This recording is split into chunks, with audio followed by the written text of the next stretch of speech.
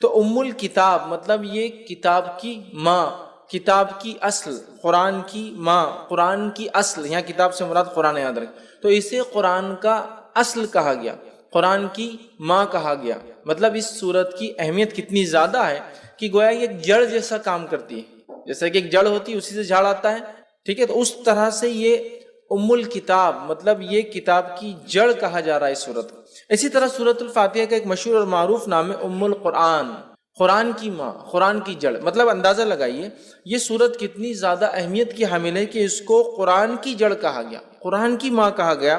اس سے میں سمجھتا ہوں اس کی ہمیں پتہ چلتی ہے، اور نبی اکرم صلی اللہ علیہ وسلم نے جو جامع ترمذی کی روایت ہے اس میں فرمایا، کہا کہ یہی ام الکتاب ہے سورۃ الفاتحہ، یہی ام القرآن ہے سورۃ الفاتحہ، اور یہ قرآن عظیم ہے سورۃ الفاتحہ۔ تو اس حدیث کے اندر تین نام آ رہے، ایک ام الکتاب اور ایک ام القرآن، کتاب کی ماں، کتاب کی جڑ، اور کتاب بھی یاد رکھیے قرآن کا ایک نام ہے۔ دوسرا کہا جا رہا ہے حدیث کے اندر کہ ام القرآن، قرآن کی ماں، مطلب قرآن ہم سمجھتے ہیں اس کی اہمیت کیا، تو قرآن کی اصل کہا جا رہا ہے سورہ فاتحہ، مطلب قرآن کی جڑ کہا جا رہا ہے، قرآن کی اصل کہا جا رہا ہے سورۃ الفاتحہ کو، اور میں سمجھتا ہوں یہی اس کی فضیلت، اس کی اہمیت جاننے کے لیے کافی ہے کہ اس کو قرآن کی اصل کہا جا رہا ہے۔ اسی طرح چوتھا اس کا مشہور و معروف نام ہے وہ ہے قرآن عظیم، قرآن عظیم، یاد رکھیے قرآن عظیم مطلب بڑا قرآن۔ تو سورۃ الفاتحہ جو کہ ایک سورت ہے قرآن کی اور مختصر سی سورت ہے، 7 آیتوں پر مبنی ہے، اسے قرآن عظیم کہا جا رہا ہے۔ قرآن عظیم دیکھیے آپ، قرآن عظیم مطلب بڑا قرآن، گریٹر قرآن کہا جا رہا ہے۔ تو میں سمجھتا ہوں اس میں ایک نام تو ہے سورہ فاتحہ کا، اور ساتھ میں اس کی اہمیت بھی پتہ چل رہی، اور اللہ رب العزت نے اسی بات کو قرآن میں یوں دہرا کر کہا، وَلَقَدْ آتَيْنَاكَ سَبْعًا مِّنَ الْمَثَانِي وَالْقُرْآنِ الْعَظِيمِ، اے نبی ہم نے آپ کو 7 بار بار پڑھی جانے والی آیت عطا فرمائی، والقرآن العظیم، اور بڑا قرآن عطا فرمایا۔ تو یہاں اس آیت کے اندر 7 بار بار پڑھی جانے والی آیت بھی کہا جا رہا ہے، اور کہا جا رہا ہے قرآن عظیم، ٹھیک ہے، قرآن خود قرآن عظیم مطلب سورۃ الفاتحہ یہ بڑی عظمت والی سورت ہے، یہ بڑی اہمیت والی سورت ہے کہ اسے ام الکتاب کہا گیا، ام القرآن کہا گیا، قرآن عظیم کہا گیا، بڑا قرآن کہا جا رہا ہے۔ اسی طرح اس کا ایک مشہور اور معروف نام ہے وہ یہ ہے کہ سبع مثانی، سبع مثانی، سبع مثانی کا معنی 7 بار بار پڑھی جانے والی آیتیں۔ تو سبع مثانی بھی اسے کہا جاتا ہے اس لیے کہ اس کو بار بار ہم پڑھتے ہیں، ہر نماز میں ہم پڑھتے ہیں، نماز چاہے کسی قسم کی ہو، سورۃ فاتحہ اس کے اندر شامل ہے۔ آپ سفر میں پڑھ رہے ہو، سورہ فاتحہ شامل ہے، آپ قصر کر رہے ہو، سورہ فاتحہ شامل ہے، آپ جنگ کے میدان میں صلاۃ الخوف مطلب خوف کی حالت میں پڑھ رہے ہو تو بھی سورہ فاتحہ شامل ہے، مطلب کوئی بھی نہ ہو، چاہے آپ نفل پڑھ رہے ہو تو بھی سورہ فاتحہ ہے، چاہے آپ فرض پڑھ رہے ہو تو بھی سورہ فاتحہ ہے، موقعہ پڑھ رہے ہو تو بھی سورہ فاتحہ، تہجد پڑھ رہے تو بھی سورہ فاتحہ، کوئی بھی نماز ہو، ٹھیک، اور بار بار پڑھی جاتی ہے، ریپیٹیٹنگ جس کو کہیں گے، بار بار پڑھی جانے والی 7 آیتیں۔ تو سبع مثانی بھی اس سورت کو کہا جاتا ہے، سورۃ الفاتحہ کو یاد رکھیں، سبع مثانی، اور اسی بات کو اللہ رب العزت نے قرآن میں بیان کیا، جو کہ سورہ نمبر 15 آیت میں 87 میں اللہ نے بیان کیا، وَلَقَدْ آتَيْنَاكَ سَبْعًا مِّنَ الْمَثَانِ، اے نبی ہم نے آپ کو 7 بار بار پڑھی جانے والی آیتیں دی، والقرآن العظیم، اور آپ کو بڑا قرآن عطا کیا، مطلب سورۃ الفاتحہ دی۔ تو سورہ فاتحہ کی فضیلت نہ صرف احادیث میں آتی ہے بلکہ سورۃ الفاتحہ کی فضیلت قرآن کے اندر بھی موجود ہے کہ اس کو 7 بار بار پڑھی جانے والی آیت کے طور پر بیان کیا گیا ہے۔ تو اس سورت کی یاد رکھی بڑی فضیلت ہے، بڑی اہمیت ہے، اس کے نام خود بتا رہے کہ اس کی کتنے فضائل ہیں، اور نام جو دیے گئے اس کی وجوہات بتا رہی ہے کتنی عظیم یہ سورت ہے۔ تو سبع مثانی 7 بار بار پڑھی جانے والی آیتیں مطلب سورۃ الفاتحہ۔ اسی طرح اس کا ایک اور مشہور اور معروف نام ہے جو جامع ترمذی کی ایک روایت میں آتا ہے، وہ ہے الصلاۃ، نماز، مطلب سورہ فاتحہ کو صلاۃ، نماز بھی کہا جاتا ہے، ٹھیک، آپ کہیں گے کیسے؟ تو آئیے جامع ترمذی کی روایت ہے، نبی اکرم صلی اللہ علیہ وسلم فرمایا، حدیث کے الفاظ دیکھیے اس طرح سے کہ نبی اکرم صلی اللہ علیہ وسلم فرماتے، اللہ فرماتا ہے، مطلب حدیث قدسی ہے کہ میں نے نماز کو اپنے اور اپنے بندے کے بیچ میں آدھا آدھا بانٹ لیا ہے، میں نے نماز کو اپنے اور اپنے بندے کے بیچ میں بانٹ لیا ہے، تقسیم کر دیا ہے، ٹھیک ہے۔ پھر آپ صلی اللہ علیہ وسلم فرمایا، جب اللہ فرماتا ہے کہ جب بندہ کہتا ہے الحمدللہ رب العالمین، تو اللہ کہتا ہے میرے بندے نے میری تعریف کی، مطلب جو بندہ ایک ایک آیت پڑھتا جاتا ہے تو اللہ رب العزت اس کا جواب دیتا جاتا ہے بندے۔ تو یہاں اس حدیث میں جو جامع ترمذی کی روایت ہے، نبی اکرم صلی اللہ علیہ وسلم نے فرمایا کہ سورۃ الفاتحہ کے تعلق سے اس کو صلاۃ کہا گیا، الصلاۃ مطلب اس کو نماز کہا گیا، یاد رکھیں، سورہ صلاۃ تو اس کا ایک نام سورہ صلاۃ بھی ہے، نماز یاد رکھیں. اور اسی لیے علماء لکھتے ہیں اس کا نماز میں پڑھنا ضروری بھی ہے، اس لیے کہ اس کو نماز کہا گیا. مطلب اگر کوئی نماز میں اس کو نہ پڑھے تو اس کی نماز نہیں ہوگی، جو آپ صلی اللہ علیہ وسلم حدیث میں بیان کرتے ہو. اسی لیے کہا جا رہا ہے کہ اس کو نماز کہا جا رہا ہے کہ میں نے نماز کو، صلاۃ کو اپنے اور اپنے بندے کے بیچ میں بانٹ لیا ہے. جب میرا بندہ کہتا ہے الحمدللہ رب العالمین تو اللہ رب العزت جواب دیتا ہے کہ میرے بندے نے میری تعریف کی. پھر جب بندہ کہتا ہے الرحمن الرحیم تو اللہ کہتا ہے کہ میرے بندے نے میری جو ہے تعریف بیان کی. ٹھیک ہے، تو مطلب ایک کی بعد ایک اللہ تعالیٰ جواب دیتا جاتا ہے، یاد رکھیں. میں انشاءاللہ آگے اس کی حدیث کی پوری تفصیلات رکھوں گا آپ کے سامنے. تو یہاں اس حدیث میں اس سورت کو صلاۃ کہا گیا. ٹھیک ہے، یہ ایک اس کا مشہور اور معروف نام ہے، اور یہ چھٹا نام تھا جو ہم دیکھ رہے ہیں. اسی طرح اس سورت کو سورہ الشفا بھی کہا جاتا ہے، اس لیے کہ اس کو بیماری کے علاج کے لیے یا اسی طرح جادو کے علاج کے اندر اس کو پڑھ کر دم کیا جاتا ہے. تو سورہ الشفا مطلب جس سے شفا حاصل کی جا سکتی ہے. یا اس کا ایک اور نام جو کہ ایک 8واں مشہور معروف سورۃ الرقیہ، اسے رقیہ بھی کہا جاتا ہے. کیوں رقیہ کہا جاتا ہے؟ اس کے پیچھے ایک طویل واقعہ ہے، اس کا بس مختصر رکھتا ہوں. واقعہ یوں ہے کہ صحابہ فرماتے ہیں کہ ایک مرتبہ صحابہ کی ایک جماعت جو کہ 30 لوگوں کے جو ہے قریب صحابہ تھے، وہ ایک گاؤں ایک بستی میں گئے. اس بستی میں جانے کے بعد ہوا یہ کہ انہوں نے کھانے پینے کے لیے کچھ مانگا، بستی والوں نے انکار کر دیا چونکہ مسلمان تھے. نتیجتاً یہ ہوا کہ ان لوگوں کو بستی سے باہر رکنا پڑا. رات کے وقت لونڈی ایک بھاگتے ہوئے آئی اور کہا ہمارے جو آقا ہے، گروپ کا جو سردار ہے، جو لیڈر ہے، اس کو ایک بچھو نے کاٹ لیا یا سانپ نے کاٹ لیا، کسی موذی چیز نے، زہریلی جانور نے کاٹ لیا. کیا آپ میں سے کوئی ہے جو جھاڑ پھونک کرے؟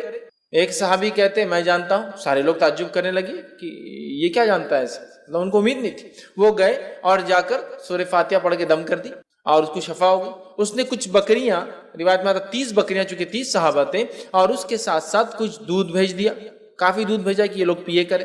تو لوگوں نے کہا ٹھیک ہے، بکریوں کا معاملہ ابھی ہم طے نہیں کرتے، جب مدینہ جائیں گے تو نبی اکرم صلی اللہ علیہ وسلم سے حالات بیان کریں گے، کیا ہوا کیسے ہوا، پھر دیکھا جائے گا اس کا مسئلہ. نبی اکرم صلی اللہ علیہ وسلم سے جب بات بیان کی، آپ نے ان صحابی کو بلایا، کہا ادھر آؤ. وہ صحابی آئے تو کہا تمہیں کیسے پتا سورہ فاتحہ رقیہ ہے؟ ٹھیک ہے، تمہیں کیسے پتا سورہ فاتحہ رقیہ؟ اور یہ صحابی سے جب دوسرے صحابہ نے تبھی پوچھا تھا جب وہ پڑھ کر آئے تھے، تو پوچھا کیا پڑھا؟ تو کہا سورہ فاتحہ پڑھا میں نے. تو کہا تمہیں کیا پتا ہے؟ تو مجھے نہیں پتا. بولے اس کا علاج کیا؟ میں نے سورہ فاتحہ پڑھا، اس کو فائدہ ہو گیا. تو یہاں نبی اکرم صلی اللہ علیہ وسلم دیکھیں حدیث کے اندر الفاظ ہے کہ کہا تمہیں کیسے پتا چلا کہ یہ سورت رقیہ ہے، پڑھ ریمیڈی ہے، دم کی جانے والی چیز ہے. تو اوپر آ رہا کیور ہے، شفا ہے، رقیہ ہے، ریمیڈی ہے، دم کرنے والی چیز ہے. تو سورۃ الفاتحہ کی فضیلت بھی بہرحال آ رہی ہے اور اس کا نام بھی بہرحال اس کا ایک پتہ چل رہا ہے. تو سورہ جس کو کہیں گے شفا یا شافیہ، یا اسی طرح جو ہے سورہ جو ہے رقیہ، مطلب وہ سورت جس کو پڑھ کر دم کیا جاتا ہے. اسی طرح اس کا ایک مشہور اور معروف نام ہے الحمد. سورۃ الفاتحہ کا ایک معروف نام ہے الحمد. ٹھیک، چونکہ عموماً ہم دیکھتے ہیں بہت ساری صورتوں کو ہم ان کے اصل نام سے نہیں پہچانتے ہیں بلکہ ان کی ابتدا سے پہچانتے ہیں. سورہ تبارک الذی ہے نا، سورہ تبارک الذی، مطلب ہم اس کو اصل نام سے وہ نہیں کرتے. سورہ ملک، سورہ تبارک الذی. ٹھیک ہے، سورہ قل، مطلب عمومی اعتبار سے قل بولے تو قل اللہ احد ہوتا ہے نا. تو اس طرح سے ہم جو ہے نام دیتے ہیں، لیکن اس کا نام اگر دیکھا جائے تو الحمد بھی ایک مشہور نام ہے. جیسا کہ الم ترا، سورہ فیل ہے نا، لیکن الم ترا سے مشہور ہے. تو ویسا سورہ الحمد ہے نا، الحمد یہ بھی اس کا ایک نام ہے. اسی طرح جو ہے کچھ علماء لکھتے ہیں اس کا ایک نام کنز بھی ہے. کنز مطلب خزانہ، اور کنز اس خزانے کو کہتے ہیں جو دبا ہوا اور چھپا ہوا ہوتا ہے، مطلب اوپن نہیں ہوتا ہے، کلیئر نہیں، سامنے نہیں ہوتا ہے. تو کنز بھی کہا جاتا ہے. کچھ لکھتے ہیں اس کو سورہ کافیہ بھی کہا جاتا ہے. مطلب یہ ساری صورتوں پر کفایت کر جاتی ہے لیکن اس پر کوئی صورت کفایت نہیں کرتی. مطلب اگر یہ ہو تو ساری صورتوں پہ کفایت کر جاتی، کافی ہو جاتی ہے، لیکن اگر یہ نہ ہو تو ساری صورتیں کافی نہیں آ سکتی. تو بہرحال اس کے کئی نام مشہور اور معروف ہے، جس میں سے 7 8 9 تو بڑے معروف نام ہیں اور 2 نام میں نے اور بھی رکھے آپ کے سامنے. تو بہرحال ان کے نام خود بتا رہے ہیں ان کی فضیلت کیا ہے، اس لیے کہ ہر نام کے پیچھے کچھ واقعہ ہے. جیسا سرخیہ، تو ارے اسے ایک فضیلت پر چلے، اس کو دم کیا جا سکتا ہے، یہ ایک فضیلت ہے. ٹھیک، اور اس کے اندر 7 آیتیں ہیں، یاد رکھیے. سورۃ الفاتحہ کے اندر 7 آیتیں ہیں، یاد رکھیے. 7 اس کے اندر ٹوٹل آیتیں ہیں سورۃ الفاتحہ کے اندر. ٹھیک ہے، اور بسم اللہ سے یہ سورت جو ہے شروع ہوتی ہے، یاد رکھیے. ٹھیک ہے، اب اس میں اختلاف ہے کہ بسم اللہ کسی سورت کا حصہ ہوتا ہے یا نہیں ہوتا، یاد رکھیے. ٹھیک ہے، بسم اللہ کسی سورت کا حصہ ہوتا ہے یا نہیں ہوتا ہے، اس میں اختلاف ہے. سوا اس کے کہ جو ایک بار جو ہے جو سلیمان علیہ السلام کا واقعہ آتا ہے، جس میں سلیمان علیہ السلام نے جب خط لکھا تو تب لکھا انہ من سلیمان انہ بسم اللہ الرحمن الرحیم، کہ سلیمان کی طرف سے اور سلیمان علیہ السلام نے شروع کیا خط اللہ کے نام سے جو بڑا مہربان نہایت رحم کرنے والا ہے. اس کو چھوڑ کر یہ تو آیت کا حصہ ہے، اس کو چھوڑ کر یاد رکھیے بسم اللہ کے تعلق سے اختلاف ہے کہ آیت ہے یا نہیں ہے. اور بسم اللہ یہ ایک واحد ایسی آیت ہے یا ایسا حصہ ہے قرآن کا جس کو نہ ماننے پر کوئی انسان کافر نہیں ہوتا. سورہ کی ابتدا میں، بیچ میں نہیں. جب بیچ میں آ جائیں گا تو پھر تو ماننا لازم ہوا، جو ایک ہی جگہ آتا ہے. ٹھیک ہے. بسم اللہ الرحمن الرحیم 114 مرتبہ قرآن میں آتا ہے، 113 مرتبہ سوروں کے اوپر لگتا ہے اور ایک سورت کے اوپر نہیں لگتا ہے. ٹھیک ہے. اب بسم اللہ کو کیوں آیت مانا نہیں جاتا، کیوں مانا جاتا ہے، اس پہ ایک لمبی بحث ہے. بس میں مختصر ہی سمجھا دوں کہ اس میں خود صحابہ میں اور صحابہ کے بعد علماء کے اندر یہ اختلاف باقی رہا، تابعین تبع تابعین میں، کہ اکثر کا یہ ماننا تھا کہ بسم اللہ الرحمن الرحیم صرف سوروں کے ڈیفرنسیشن کے لیے لگایا جاتا ہے، فرق کرنے کے لیے کہ دوسرا سورہ چالو ہو رہا ہے بس. اس وجہ سے اس میں اختلاف ہے کہ آیت ہے یا فرق کرنے کے لیے لگایا جاتا ہے. اور سورہ انفال اور سورہ توبہ کو بہت سارے صحابہ ایک ہی صورت مانتے تھے، جس کی وجہ سے سورہ توبہ کے اوپر بسم اللہ نہیں آتا ہے، چونکہ پورا واقعہ جنگ سے متعلق ہے، مال غنیمت سے متعلق ہے، جنگ میں کیا کرنا ہے، یہ ساری چیزیں تفصیلات ڈسکس ہو رہی ہے. سمجھ رہا؟ تو لہٰذا سورہ انفال اور سورہ توبہ کی تھیم ایک ہی ہے. تو بہت سارے صحابہ اس کو ایک ہی صورت مانتے تھے، سورہ انفال سے شروع کر کے سورہ توبہ کے آخر تک ایک ہی صورت مانتے تھے. اس وجہ سے بیچ میں بسم اللہ نہیں لگاتے تھے. سمجھا؟ تو باقی پہ ان کا کہنا تھا کہ یہ فرق کرنے کے لیے لگایا جاتا ہے. لیکن ایسی کچھ روایتیں ملتی جیسے کہ حدیث کے اندر آتا ہے، نبی اکرم صلی اللہ علیہ وسلم نے فرمایا، صحیح مسلم کی روایت آپ نے فرمایا، مجھ پر ابھی ایک سورت نازل ہوئی. صحابہ بیٹھے تھے، صحابہ نے کہا کون سی سورت؟ تو آپ صلی اللہ علیہ وسلم نے فرمایا بسم اللہ الرحمن الرحیم، اور آپ نے اس کے بعد سورت کو تلاوت کی، انا اعطیناک الکوثر. یہ سورۃ الکوثر تلاوت کی. تو یہاں پڑھا بسم اللہ الرحمن الرحیم انا اعطیناک الکوثر. سمجھ رہے؟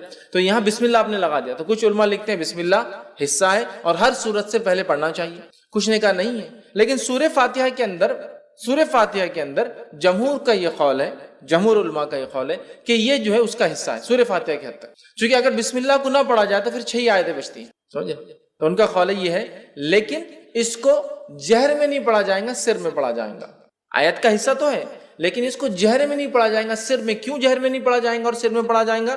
تو اس تعلق سے یہ دیکھا گیا کہ بہت سارے صحابہ اس کو جہر میں نہیں پڑھتے تھے، اور خلفائے راشدین بھی چاروں بھی اس کو جہر میں نہیں پڑھتے تھے. لہٰذا اکثریت نے نہیں پڑھا، لیکن کچھ قرأتوں کے اندر بسم اللہ بھی پڑھا جاتا، جیسے مدینے کے اندر پڑھا جاتا تھا، مکے میں نہیں پڑھا جاتا تھا. بہرحال اس کے بعد بہت سارے علاقوں میں پڑھا گیا، بہت سارے منی، اور آج بھی ہم دیکھتے ہیں بہت ساری جگہ آپ دیکھیں گے جب بسم اللہ کو پڑھیں گا خالی تو بسم اللہ الرحمن الرحیم الحمدللہ سے کریں گا، لیکن بہت ساری جگہ نہیں. بہرحال تو اس میں بھی اختلاف ہے کہ جہر میں پڑھا جائے نہ پڑھا جائے، لیکن بات ثابت ہے کہ خاموشی میں بھی اس کو پڑھا جا سکتا ہے. تو یہ حصہ ہے سورہ فاتحہ کا، لیکن اس کو جہر میں نہیں پڑھا جائے گا. بسم اللہ الرحمن الرحیم امام دل میں پڑھیں گا، الحمدللہ رب العالمین، اس کے بعد سے اس کو جہر میں پڑھیں گا. جہاں جہری نماز ہے اور سرجہ نماز ہے تو وہاں تو سوال ہی نہیں آتا. ٹھیک ہے. تو اس کے اندر 7 آیتیں ہیں، اور اس کی دلیل سورہ نمبر 15 آیت نمبر 87، جس میں اللہ رب العزت نے فرمایا وَلَقَدْ آتَيْنَاكَ سَبْعًا مِنَ الْمَثَانِي وَالْقُرْآنِ الْعَظِيمِ. اے نبی ہم نے آپ کو 7 بار پڑھی جانے والی آیتیں اور بڑا قرآن عطا فرمایا، اور اس سے مراد سورۃ الفاتحہ. چونکہ بہت ساری حدیثیں اس پہ دلیل ہے کہ سبع من المثانی وہی ہے جو سورہ فاتحہ ہے. آگے انشاءاللہ میں اس بات کو رکھوں گا. ٹھیک. تو اس میں ٹوٹل 7 آیتیں سورۃ الفاتحہ کے اندر. ٹھیک ہے. اور اس کو بار بار پڑھا جاتا ہے، 7 بار پڑھی جانے والی آیتیں. اور ہم جانتے ہیں کہ کوئی نماز اس کے بغیر مکمل نہیں ہوتی ہے، چاہے انسان کسی بھی قسم کی نماز پڑھا ہو، سفر میں ہو یا شہر میں ہو، اپنے علاقے میں ہو، چاہے وہ نماز فرض ہو، سنت ہو، نفل ہو یا کسی بھی قسم کی نماز ہو، ساری نمازوں کے اندر سورۃ الفاتحہ پڑھی جاتی ہے. یاد رکھیے اس چیز کو. ٹھیک ہے. تو اس کے اندر 7 آیتیں ہیں. اسی طرح اس کی فضیلت میں جو بات آتی وہ یہ ہے کہ مسند احمد کی روایت ہے، نبی اکرم صلی اللہ علیہ وسلم کے تعلق سے ایک واقعہ یوں آتا ہے کہ ایک صحابی فرماتے، ابو سعید معلّہ رضی اللہ عنہ فرماتے ہیں کہ میں نماز پڑھ رہا تھا، رسول اللہ صلی اللہ علیہ وسلم نے مجھے کہا کہ میرے پاس آؤ، لیکن میں نماز میں تھا. میں نے نماز کو مکمل کیا، نماز مکمل کر کے نبی اکرم صلی اللہ علیہ وسلم خدمت میں حاضر ہوا، آپ کو سلام کیا. تب نبی اکرم صلی اللہ علیہ وسلم نے پوچھا جب میں نے تمہیں پہلے آواز دی تھی تم نے جواب کیوں نہیں دیا؟ تو انہوں نے کہا اللہ کے رسول صلی اللہ علیہ وسلم میں نماز کی حالت میں تھا، نماز پڑھ رہا تھا. تو کہا کیا تم نے اللہ کا یہ احکام نہیں سنا کہ جب رسول اللہ صلی اللہ علیہ وسلم تمہیں اس چیز کی طرف بلائے جو تمہیں زندگی دیتی ہے، ٹھیک ہے، تو تم اس آواز کو جو ہے جواب دو، واپس آؤ. تو کہ اللہ کے رسول صلی اللہ علیہ وسلم میں اس کو نہیں جانتا تھا میں انشاءاللہ اگلی بار ضرور کروں گا. مطلب نبی اکرم صلی اللہ علیہ وسلم اگر کوئی شخص نماز بھی پڑھ رہا ہوتا اور آپ آواز دیتے تو اس شخص کو آپ کی آواز پر آپ کے پاس حاضر ہونا یا موجود ہونا ضروری تھا. یاد رکھیے نماز توڑ کر. یہ بات آ رہی کہ تم کیوں نہیں آتے؟ کہا میں نماز پڑھتا ہوں. کہا نماز پڑھتے کیا تم نے یہ نہیں سنا اللہ کا حکم؟ ٹھیک. تو کہا میں اب آئندہ اس بات کو یاد رکھوں. تو کہا میں تمہیں اس مسجد سے نکلنے سے پہلے جو ہے قرآن کی سب سے بڑی سورت سکھاؤں. اس مسجد سے نکلنے سے پہلے قرآن کی سب سے بڑی سورت سکھاؤں. اور آپ صلی اللہ علیہ وسلم بات کرتے کرتے آگے جا رہے تھے اور صحابی کہنے لگے مجھے ڈر لگنے لگا کہ اللہ کے رسول صلی اللہ علیہ وسلم مسجد سے باہر نکل جائیں گے اور میرے کو سورت تو نہیں سکھائی سب سے بڑی.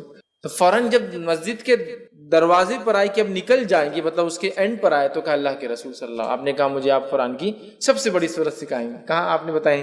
تب نبی اکرم صلی اللہ علیہ وسلم نے کہا الحمدللہ رب العالمین، یہ قرآن کی سب سے بڑی سورت ہے. الحمدللہ رب العالمین یہ قرآن کی سب سے بڑی سورت ہے. ٹھیک ہے. اور پھر کہا یہی جو ہے 7 مثانی ہے، 7 بار بار پڑھی جانے والی آیت، یہی ام القرآن ہے اور یہی قرآن عظیم ہے. یہ 7 بار بار پڑھی جانے والی آیتیں، یہی بڑا قرآن ہے اور یہی قرآن کی اصل ہے، جڑ ہے، ماں ہے. سب سے بڑی سورت کا قرآن کس کو؟ سورۃ الفاتحہ کو. اس کا نمبر 1 ہونا خود اپنے آپ میں دلیل ہے کہ اس کی کتنی اہمیت ہے سورۃ الفاتحہ کی.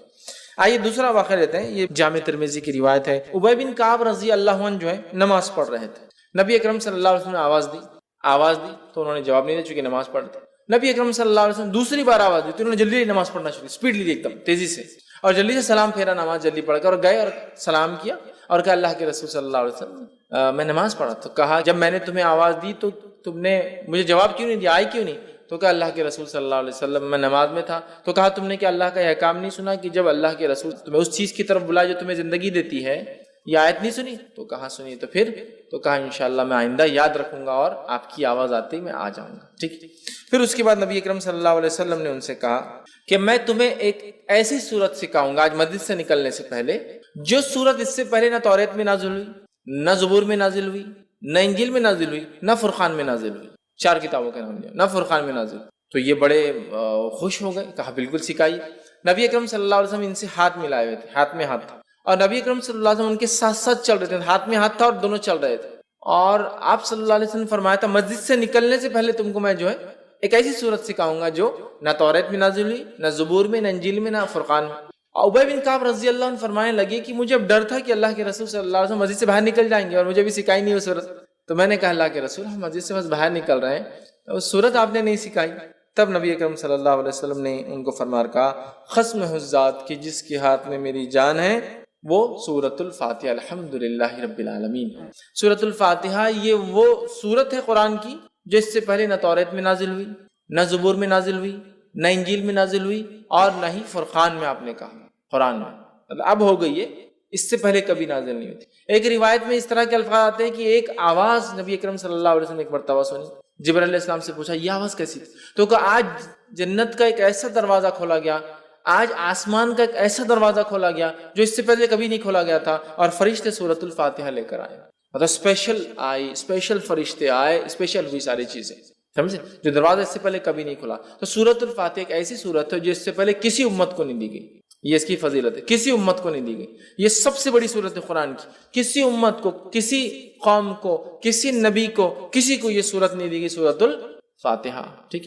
اسی طرح اس کے فضائل کے اندر ایک فضیلت یہ آتی ہے کہ نبی اکرم صلی اللہ علیہ وسلم نے 3 مرتبہ، صحیح مسلم کی روایت، 3 مرتبہ کہا اور فرمایا 3 مرتبہ کہا. الفاظ یہ تھے آپ نے کہ جس نے نماز پڑھی اور سورہ فاتحہ نہیں پڑھی اس کی نماز مکمل نہیں. 3 مرتبہ دہرایا. جس نے نماز پڑھی اور اس میں سورہ فاتحہ نہ پڑھی اس کی نماز مکمل نہیں. 3 مرتبہ آپ نے دہرایا. ابو ہریرہ رضی اللہ عنہ جو اس حدیث کو روایت کر رہے تھے، لوگوں نے کہا کہ ابو ہریرہ امام کے ساتھ بھی؟ تو کہا امام کے ساتھ بھی. جب امام کے ساتھ ہو تو اپنے جی میں پڑھ لیا کرو. جب امام ہو قرات کر رہا ہو تب تو کہا اپنے جی میں پڑھ لیا کرو، دل میں پڑھ لیا کرو پھر، لیکن تب بھی پڑھنا ہے تم. ٹھیک. اس کے بعد جو ہے ابو ہریرہ رضی اللہ عنہ فرمایا اس صورت کو اتنی اہمیت اس لیے دی جا رہی ہے کہ میں نے اللہ کے رسول صلی اللہ علیہ وسلم کہتے ہوئے سنا کہ اللہ نے نماز کو اپنے اور اپنے بندے کے بیچ میں بانٹ لیا ہے. کہ میں نے نماز کو، اللہ فرما رہا ہے، اپنے اور اپنے بندے کے بیچ میں بانٹ لیا ہے. اور پھر الفاظ ہیں جب بندہ کہتا ہے الحمدللہ رب العالمین تو اللہ جواب دیتا ہے بندے نے میری جو ہے تعریف. پھر جب بندہ کہتا ہے الحمدللہ رب العالمین الرحمن الرحیم کہ بڑا مہربان نہایت رحم والا، یہ الفاظ ادا کرتا ہے تو اللہ تعالیٰ جواب دیتا ہے میرے بندے نے میری حمد بیان کی. ٹھیک. اس کے بعد جب بندہ کہتا ہے مالک یوم الدین تو اللہ کہتا ہے میرے بندے نے میری حمد بیان کی. ٹھیک ہے. اس کے بعد جب بندہ کہتا ہے ایاک نعبد و ایاک نستعین تو اللہ کہتا ہے یہ میرے اور میرے بندے کے بیچ میں ہے، جو میرا بندہ مانگے گا میں اس کو وہ دوں گا. یہ میرے اور میرے بندے کے بیچ میں ہے، یہ میرے اور میرے بندے کے بیچ میں ہے. اسی لیے علماء لکھتے ہیں کہ سورۃ الفاتحہ کو 3 حصوں میں تقسیم کیا جا سکتا ہے. پہلا اللہ کی حمد و ثنا تعریف، بسم اللہ الرحمن الرحیم الحمدللہ رب العالمین الرحمن الرحیم مالک یوم الدین تعریف. ٹھیک. اس کے بعد یہ آیت ایاک نعبد و ایاک نستعین تو پہلی 4 آیتیں اللہ کی تعریف، 5ویں آیتیں اللہ اور بندے کے بیچ میں آدھا ہے. حدیث کے الفاظ بھی یہ میرے بندے اور میرے بیچ میں ہے اور میرے بندے نے جو مانگا میں اسے دوں. بیچ میں تو علماء لکھتے ہیں بیچ میں مطلب اس میں دونوں باتیں. اے اللہ ہم تیری ہی عبادت کرتے اور تجھی سے مدد طلب کرتے. آدھی آیت اللہ کے لیے آدھی بندے کے لیے ہوئی. اپنا تیری عبادت کرتے تجھی سے مدد طلب کرتے. ٹھیک. اہدنا الصراط المستقیم صراط الذین انعمت علیہم غیر المغضوب علیہم ولا الضالین. یہ پورا بندہ دعا کر رہا ہے. تو پہلی 4 آیتیں اللہ کی تعریف، 5ویں آیتیں بندے اور اللہ کے بیچ میں، اور باقی کی 2 آیتیں بندے نے اپنی دعا کی. 3 حصوں میں تقسیم کرتے ہیں اللہ کی حمد و ثنا، اللہ اور بندے کے بیچ، اور بندے نے اپنی دعا کی. ٹھیک. تو یہاں اللہ کہتا ہے یہ میرے اور میرے بندے کے بیچ میں ہے، میرے بندے کو وہ دوں گا جو اس نے خواہش کی ہے، جو اس نے مانگا ہے.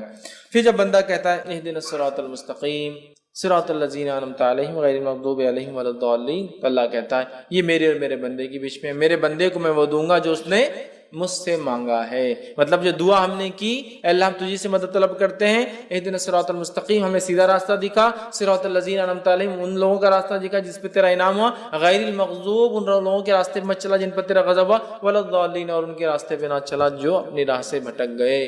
آمین ہم کہتے ہیں. تو بندہ اللہ کہتا ہے میرے بندے نے جو مانگا میں اسے دوں. ٹھیک ہے. تو اسی لیے اس کا پڑھنا ابو ہریرہ رضی اللہ عنہ فرماتے ضروری نماز میں. کیوں کہ نماز کہا گیا کہ اللہ نے نماز کو اپنے اور اپنے بندے کے بیچ میں آدھا آدھا بانٹ لیا ہے، یاد رکھیں. ٹھیک. اسی طرح دیکھتے ہیں ہم کہ سورۃ الفاتحہ کی ایک فضیلت جو ہم دیکھ چکے ہیں، صحیح مسلم کی روایت ہے کہ یہ رقیہ ہے، اس کو دم کیا جا سکتا ہے نا. اس میں شفا ہے، جیسا کہ جادو ہو جائے ٹھیک ہے تو اس کو پڑھا جا سکتا ہے. ٹھیک ہے. تو اس کے علاج ہے مطلب ایک قسم کا، یا زہریلا جانور کاٹ لے تب اس کو دم کیا جا سکتا ہے، یاد رکھیے. تو یہ بھی اس کی فضیلت ہے. ویسے اس سورت کی کئی فضیلتیں احادیث کے اندر آتی ہے، اور اس کے فضائل پر، اس کی اہمیت پر، اس کے معنی اور مفہوم کو ایکسپلین کرنے میں لوگوں نے جلدیں لکھ دی، یاد رکھیں جلدیں لکھ دی. جیسا کہ مشہور اور معروف جو مولانا ابوالکلام آزاد کی ایک مشہور کتاب ہے سورۃ الفاتحہ کی، انہوں نے تفسیر کی. میں سمجھتا ہوں 200-250 پیجز کی صرف ان 7 آیتوں کی تفسیر ہونے اس کے اندر. تو بہت بہرحال اس کی تفسیر، اس کی فضائل، اس کے فوائد، اور اس صورت کے کیا فائدے ہوتے ہیں، اس کی کیا اہمیت ہے، اس کے ہر حرف ہر معنی کی کیا اہمیت ہے. اس لیے کہ اس کو قرآن کی جڑ کہا جا رہا ہے، اصل کہا جا رہا ہے، ماں کہا جا رہا ہے. تو ظاہر سی بات ہے کہ معمولی جو ہے صورت نہیں ہے، یہ معمولی چیز قرآن عظیم کہا جا رہا ہے، معمولی بات نہیں. 7 بار بار پڑھی جانے لے آتے معمولی نہیں، نماز میں پڑھنا ضروری معمولی نہیں ہے اندر. ٹھیک ہے. بہرحال یہ چند فضائل تھے جو میں نے آپ کے سامنے رکھی. آئیے اب چند باتیں اس کے معنی کے تعلق سے 7 آیتوں کو ہم مختصر دیکھتے ہیں. اللہ تعالیٰ فرماتا ہے بسم اللہ الرحمن الرحیم، اللہ کے نام سے جو بڑا مہربان نہایت رحم کرنے والا ہے. میں سمجھتا ہوں بسم اللہ الرحمن الرحیم کیا ہے، اس کے کیا فضائل ہے، اس کے کیا فوائد ہے، اس کی کیا ثمرات ہے، اس سے کیا کیا ہو سکتا ہے، میں سمجھتا ہوں آپ سب جانتے ہیں. اگر کسی انسان کو کچھ نہ سمجھتا ہو، کچھ نہ آتا ہو، اور کسی کام کی شروعات کرتا ہو تو بس بسم اللہ الرحمن الرحیم پڑھ لے. نبی اکرم صلی اللہ علیہ وسلم حدیث سے فرماتے جب کھاؤ تو بسم اللہ پڑھو، ہے نا. جب کسی چیز کو کھولو تو بسم اللہ پڑھو، جب کسی چیز کو ڈالو، پانی اگر مشکی سے ڈالے تو بسم اللہ پڑھو، چیزوں پر ڈھانکو تو بسم اللہ پڑھو، دروازے کھولو تو بسم اللہ پڑھو، دروازے بند کرو تب بسم اللہ پڑھو، ہے نا.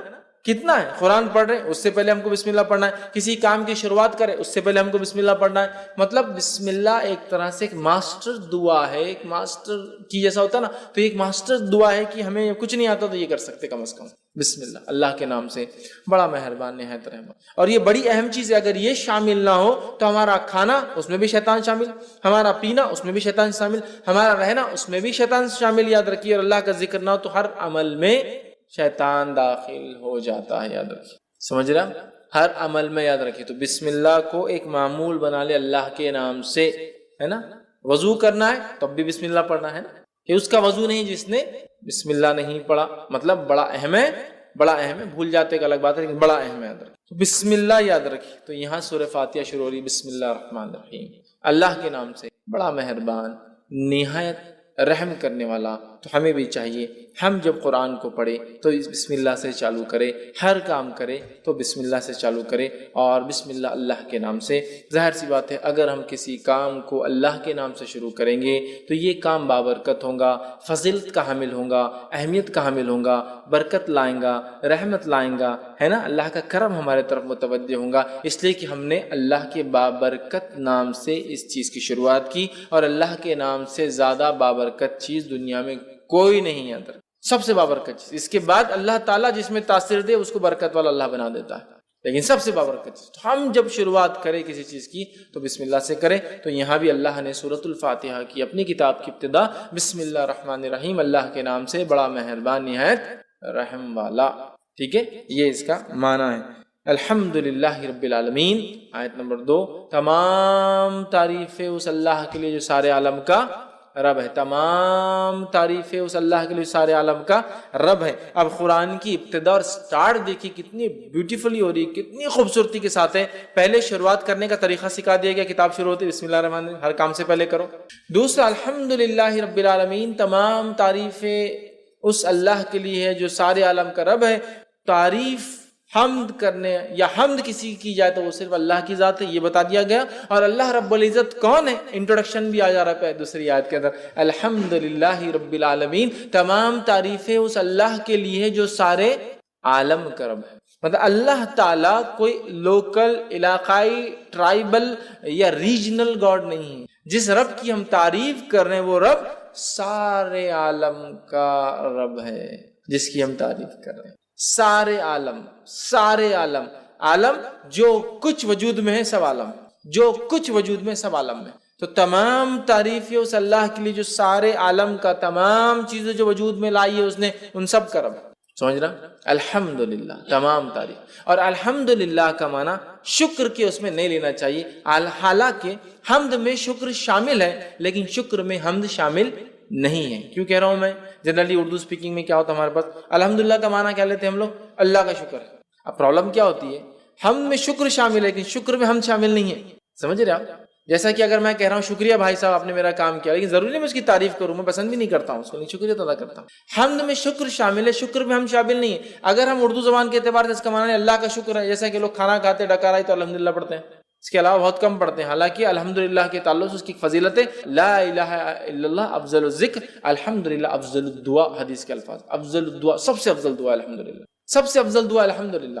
تو بہرحال اس کا معنی تمام تعریفیں، تمام شکر اللہ کے لیے نہیں ہے، تمام تعریف، چونکہ شکر کے اندر حمد شامل نہیں ہوتی، حمد میں شکر شامل ہے، تو ہم اس کو تمام تعریفیں لے، اللہ کا شکر یہ معنی مت لے، ورنہ اللہ کا شکر معنی میں لیں گے تو پھر صرف اچھائی پہ بولنا پڑیں گا۔ اگر کوئی خیر ہم کو نظر نہ آیا تو ہم اس پہ الحمدللہ کیوں بولیں گے، الحمدللہ کیوں بولیں گے؟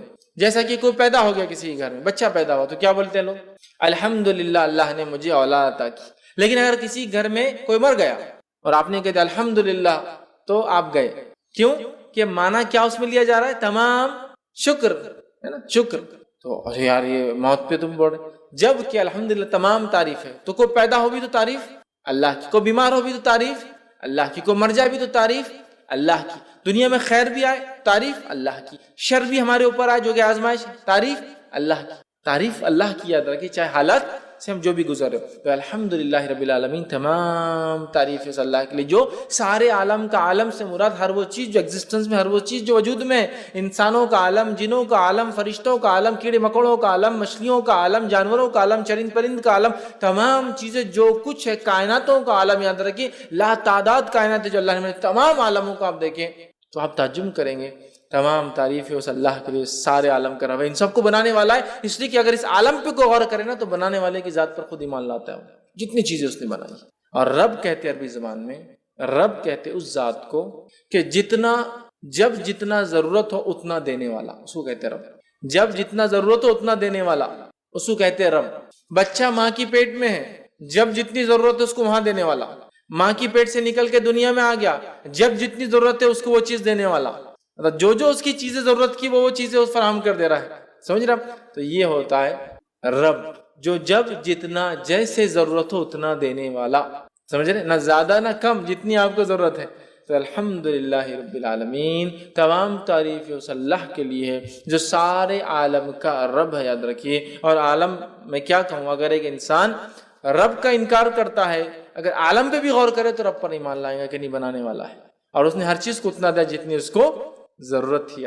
یہ بڑی بات. تو قرآن کی ابتدا ایک یونیورسل میسج کے ساتھ ہو رہی ہے کہ یہ کتاب اس رب کی طرف سے آئی ہے جو سارے عالم کا رب ہے. یہ کوئی local God, regional God, tribal God کی بات نہیں ہو رہی. یہ ایک ایسے ڈیٹی کی، ایک ایسے پالن کرتا رچیتا کی بات ہو رہی ہے. یہ ایسے خالق کی بات ہو رہی بنانے والے کی جو سارے عالم کا بنانے والا ہے. سمجھ؟ تمام تعریفیں اس اللہ کے لیے جو سارے عالم کا رب ہے. اللہ سب کا رب ہے. یہ کوئی صرف مسلمانوں کا رب نہیں، یاد رکھیے. یہ میسج سورہ فاتحہ شروع ہوتی ہے اللہ تعالیٰ نے کنوے کر دیا، اور سارے عالم کا کوئی علاقہ یا کوئی ایریا، کوئی ریس، کوئی قوم کا بھی نہیں. یاد رکھیے کہ یہ قوم کا ہے، وہ قوم کا ہے، سارے عالم کا رب. یاد ہے جو کچھ وجود میں اللہ ان کا رب ہے. یاد ہے. ٹھیک ہے. الحمدللہ رب العالمین الرحمن الرحیم، بڑا مہربان نہایت رحم کرنے والا. یاد رکھیے. اب بڑا مہربان نہایت رحم کرنے والا، اس کا کیا معنی ہے؟ اس کے تعلق سے ایک مشہور روایت ہے، جامع ترمذی کی حدیث ہے، اور حدیث کے الفاظ ہیں کہ اللہ تعالیٰ فرماتا ہے کہ میں اللہ رحمان نے رحم کو پیدا کیا. رحم سمجھتے ہیں؟ یوٹرس، بچے دانی، ماں کے پیٹ میں جو حصہ ہوتا ہے، جو ایک بچے کے لیے سب سے محفوظ جگہ ہوتی ہے. یاد رکھیں، سب سے محفوظ جگہ رحم. اللہ فرماتا ہے میں نے رحم کو پیدا کیا اور اسی سے اپنا نام رحمان رکھا. رحم سے نام رحمان رکھا. جو اس کے رشتوں کو باقی رکھیں گا تو میں بھی اپنا تعلق اس سے باقی رکھوں، اور جو اس رحم کے رشتوں کو توڑ دیں گا تو میں بھی اس سے اپنا تعلق توڑ لوں. ایک روایت میں کہ اللہ نے رحم کو پیدا کیا اور اس کو عرش کے نیچے رکھ دیا. تو رحم نے اللہ سے دعائی دی، اللہ سے فریاد کی، مانگا، اے اللہ اے اللہ. تو اللہ نے بولا کیا بات ہے، کیا ہونا؟ تو کہا میرے سلسلے میں کیا معاملہ ہے، میرے سلسلے میں کیا معاملہ ہے؟ جو میرے سے باقی رکھے، مطلب پیدا رشتوں کو باقی رکھے، اور جو توڑے کیا معاملہ ہے؟ تو اللہ نے کہا جو تیرے رشتوں کو باقی رکھے گا میں بھی اس سے رشتہ باقی، جو توڑ دیں گا میں بھی اس سے رشتہ. تو رحم خوش ہو گیا، پھر سیٹسفائیڈ ہو گیا کہ میرا حق ادا ہو گیا. تو اللہ نے رحم پیدا کیا. صلہ رحمی اسی سے صلہ جوڑنا، رحمی رحم کے رشتوں کو جوڑنا، تعلقات کو جوڑنا، رشتہ داریوں کو باقی رکھنا. ٹھیک ہے. دینی بنیاد پر رشتے توڑے جا سکتے ہیں، لیکن انسان بنا کوئی شرع عذر کے رشتے نہ توڑے جیسا آج کل ہوتا ہے. بہرحال تو اللہ نے رحم پیدا کیا، رحم سے نام لیا رحمان. اور علماء لکھتے ہیں رحمان اور رحیم ایک ہی اس کی اصل ہے، ایک ہی اصل ہے. رحیم، رحم اس کی اصل ہے. یہ دونوں لفظ اسی سے آتے ہیں. رحمان اللہ کا رحم گریٹر ڈگری میں، رحیم اللہ کا رحم کرنا جس کو کہیں گے کنڈیشنل ڈگری میں. کیسے؟ اللہ بارش برساتا ہے. جب بارش برستی ہے ایک علاقے میں تو مسلم اور غیر مسلم، ایمان والا اور کافر، ماننے والا نہ ماننے والا، شکر کرنے والا نہ شکرے، سب پر برستی، سب فائدہ اٹھاتے. رحمان انکنڈیشنل رحم. اور رحیم کنڈیشنل رحم. اللہ تعالیٰ روز قیامت صرف مومنوں پہ رحم کریں گا، کافروں پہ نہیں کریں گا. سمجھ رہا؟ تو رحمان گریٹر ڈگری میں رحم، کوئی اس کے لمٹ نہیں ہے. انسان کتنا ہی کفر کرے اللہ سے، اللہ معاف کرتے رہتا ہے. رحیم آخرت میں صرف اللہ تعالیٰ مومنوں پہ رحیم ہے، کافروں پر رحم نہیں کرنے والا. یہ معنی ہے اس کا. الرحمن رحیم، بڑا مہربان نہایت رحم والا. اور رحمان اللہ کا یہ ایک ذاتی نام بھی یاد رکھیے. اور اللہ تعالیٰ نے اللہ کے بعد سمجھ لیجئے اللہ کے بعد جس نام کو خود کے لیے لیا ہے وہ رحمان ہی یاد رکھیے، ہے نا. الرحمن علم القرآن، خلید اللہ عبید الرحمن، چاہے اسے اللہ کو چاہے رحمان کو. یہاں کا رحمان رحمان نے. تو اللہ کے علاوہ کوئی نام اگر اللہ نے اپنے لیے استعمال کیا قرآن میں تو رحمان ہے. تو بڑا اہم نام ہے جس کو کہیں گے اگر اللہ کے نام یہ نگینے ہیں ایک تاج کے تو اللہ سب سے بڑا ہے، تو رحمان اس کے بعد والا ہے. سمجھ رہا؟ تو رحمان اس کے ذاتی نام بھی ہے، رحیم صفتی نام بھی ہے. رحمان بہت رحم کرنے والا اور بڑا مہربان، سب کے لیے نہایت رحم کرنے والا، مومنوں کے لیے آخرت میں. تو اسی لیے کچھ علماء لکھتے ہیں رحمان دنیا کے اعتبار سے، رحیم آخرت کے اعتبار سے مومنوں کے لیے. صرف اللہ تعالیٰ کافر اور مشرک پہ رحم نہیں کرنے والا. اللہ تعالیٰ منافقوں پر، فاسق اور فاجروں پر رحم نہیں کرنے والا. یہ الگ بات ہے کہ جو کافر کفر اور شرک پہ مرے وہ تو ہمیشہ جہنم میں جلیں گے، کوئی رحم نہیں ہوگا. باقی لوگ جو فاسق فاجر تھے اپنے گناہوں کی سزا بھگت کر آ جائیں گے. تو رحم صرف ان پر جو ایمان کے تقاضوں کو پورا کر کے گیا. سمجھ رہے ہیں؟ اور رحمان سب پر. تو اسی لیے علماء لکھتے ہیں رحمان دنیا کے اعتبار سے، رحیم آخرت کے اعتبار سے. اور اللہ رب العزت نے اس بات کو یوں بھی قرآن نے فرمایا سورہ نمبر 33 آیت میں 43 کے اندر کہا وَكَانَ بِالْمُؤْمِنِينَ رَحِيمًا. اور اللہ تو مومنوں کے لیے رحم کرنے والا ہے، مومنوں کے لیے رحم کرنے والا ہے، دوسروں کے لیے. لیکن رحمان ساری انسانیت کے لیے. اس بات کو ہم یاد رکھیں. ٹھیک. تو رحمان رحیم مالک یوم الدین، روز جزا کا، بدلے کے دن کا مالک، قیامت کے دن کا مالک. ٹھیک، قیامت دن کا مالک. اب کیا اللہ کے علاوہ کیا کوئی اور مالک ہے؟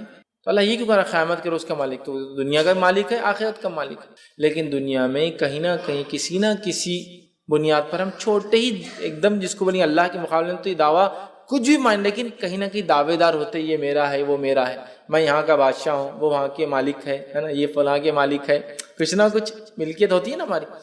لیکن آخرت میں کچھ بھی نہیں ہوگا، ہم ٹیسٹ سے گزر چکے، جو کچھ دیا گیا آخرت میں صرف اور صرف ہر چیز اللہ تعالیٰ کی ہوگی۔ تو مالک یوم الدین روز جزا کا، اس کا ایک قرأت یہ ملک یوم الدین بادشاہ روز جزا کا، مالک روز جزا کا، دونوں کا معنی ہے کہ دونوں کا معنی کہ بادشاہ مالک بھی ہوتا ہے، سمجھ رہا، اور مالک تو اللہ کی ایک صفت بھی یاد رکھی الملک، تو بادشاہ روز جزا کا، تو مالک یوم الدین روز جزا کا مالک، روز جزا کا مطلب قیامت کے دن کا مالک، ٹھیک۔ اور مالک یہ معنی کو اگر ہم سمجھ گئے نا، مالک کی ملکیت کیا ہوتی ہے، جیسا کہ ایک آدمی شرک کرتا ہے تو وہ کیا کر رہا ہے ایکچولی؟ مالک اللہ رب العزت کی ملکیت میں کسی کو ایڈ کر رہا ہے لا کر، جبکہ اللہ اکیلا مالک ہے۔ بنانے والے نے اگر کوئی چیز بنائی تو کیا وہ پسند کریں گا اس کے گھر کے اندر کوئی اور آ کے اس کی باؤنڈری کے اندر کچھ بنائے؟ تو اللہ تعالیٰ بھی مالک، بادشاہ بھی پسند نہیں کرتا اس کی ملکیت میں کوئی آئے، اور مالک بھی پسند نہیں کرتا اس کی ملکیت میں کوئی آئے۔ تو بادشاہ ہے روز آخرت میں قیامت کے دن کا اللہ تعالیٰ مالک یوم الدین، یوم الدین وہ دن جس دن ترازو قائم ہوں گا، وہ دن جس دن لوگوں پہ انصاف ہوں گا، وہ دن جس دن لوگوں کے اچھے اور برے اعمال کے اعتبار سے فیصلے ہوں گے، وہ دن جس دن لوگوں نے جو اچھا کیا ان کو اس کا بدلہ، جنہوں نے برا کیا ان کو ان کی بدلے دیے جائیں گے، اس دن کا اللہ تعالیٰ مالک ہے۔ اور اس تعلق سے ایک روایت آتی ہے، صحیح بخاری اور صحیح مسلم کی روایت ہے، قیامت کے دن زمین اور آسمان اللہ تعالیٰ کے سیدھے ہاتھ میں لپٹے ہوئے ہوں گے، اور اللہ تعالیٰ ایک آواز لگائیں گا، اور آواز اس طرح سے ہوں گی، انا الملک، آج میں بادشاہ ہوں، این الملوک الارض، کہاں ہے دنیا کے وہ بادشاہ، این الجبارون و این المتکبرون، کہاں ہے وہ دنیا کے بادشاہ جو ظلم اور زیادتی اور جبر کرتے اپنے لوگوں پر، اور کہاں ہے وہ جو تکبر کیا کرتے ہیں؟ اللہ آواز دیں گے، اللہ آواز دیں گے، یاد رکھیں۔ لہٰذا تکبر کرنا بہت خطرناک بات ہے، یاد رکھیں، خاص طور سے جب آدمی کو اللہ مال دولت یا پوزیشن یا سلطنت یا ملکیت دے، اس لیے کہ اللہ آواز دیں گا، کہاں ہے دنیا کی بادشاہ؟ آج میں بادشاہ ہوں، آج کوئی دوسرا بادشاہ نہیں، کسی کی بادشاہت نہیں چلیں گے، آج میں بادشاہ ہوں۔ کہاں ہے دنیا کے بادشاہ؟ اللہ ان کو علم ہے، کہاں ہے جو جبر و زیادتی کرتے، کہاں ہے وہ لوگ جو تکبر کرتے؟ تو اللہ تعالیٰ یاد رکھیے بدلے کے دن کا مالک ہے۔ اور اللہ رب العزت نے سورہ غافر سورہ نمبر 40 آیت نمبر 16 میں فرمایا کہ لمن الملک اليوم للہ الواحد القہار، آج کس کے لیے ملکیت ہے؟ صرف اس ایک اللہ کے لیے جو واحد ہے اور قہار ہے، سمجھ رہے ہو؟ تو آج قیامت کے روز کسی کی ملکیت نہیں ہوں گی، یاد رکھیے، اور زمین و آسمان اللہ کے سیدھے ہاتھ میں ہوں گے، یاد رکھیے، اور اللہ تعالیٰ کہیں گا کہاں ہے دنیا کی بادشاہ؟ آج میں بادشاہ ہوں، سمجھ رہے ہیں بات کو؟ تو لہٰذا اللہ بادشاہ ہے روز جزا کا، بدلے کے دن کا، جس دن جس نے جو دنیا میں کیا تھا اس کو اس کے بدلے چکائے جائیں گے، حساب اور کتاب ہوں گا، اس ڈگری اور اس لیول تک کہ ایک بکری جس کو سینگ نہیں ہوں گے، اس کو کسی سینگ والی بکری نے مارا ہوں گا تو بغیر سینگ والی کو سینگ دیا جائے گا، وہ اس بکری کو ماریں گے جس نے دنیا میں مارا تھا، اور ان کا معاملہ ختم کر دیا جائے گا۔ صحیح مسلم کی روایت ہے۔ اس دن کا اللہ تعالیٰ جو ہے مالک ہے، مالک یوم الدین۔ پھر اللہ نے فرمایا ایاک نعبد و ایاک نستعین، اے اللہ ہم تیری ہی عبادت کرتے ہیں اور تجھی سے ہی مدد طلب کرتے ہیں، اے اللہ ہم تیری بھی عبادت کرتے ہیں اور تجھ سے بھی مدد طلب کرتے نہیں ہے، اس کا تیری ہی، صرف اور صرف اللہ تیری عبادت اور تجھی سے مدد طلب کرتے۔ اگر اتنی بات بھی ایک بندہ سمجھ جائے نا، ایک مومن بندہ، تو انشاءاللہ کم از کم مسلمان شرک نہیں کریں گے۔ حالت یہ ہے کہ ہم اس صورت کو پڑھتے ہیں، کتنی بار پڑھتے ہیں؟ خالی فرض نمازیں جو لوگ پڑھتے ہیں، خالی فرض تو 17 بار ہو جاتی ہے، فجر کی 2 رکعت، ظہر کی 4 رکعت، عصر کی 4 رکعت، مغرب کی 3 رکعت، عشاء کی 4 رکعت، 17 دفعے پڑھ رہا ہے اس کو۔ ایاک نعبد و ایاک نستعین، اے اللہ ہم تیری ہی عبادت کر اور تجھی سے ہی مدد طلب کر، تیری بھی نہیں، تیری ہی، ہے نا؟ سمجھ رہا ہوں؟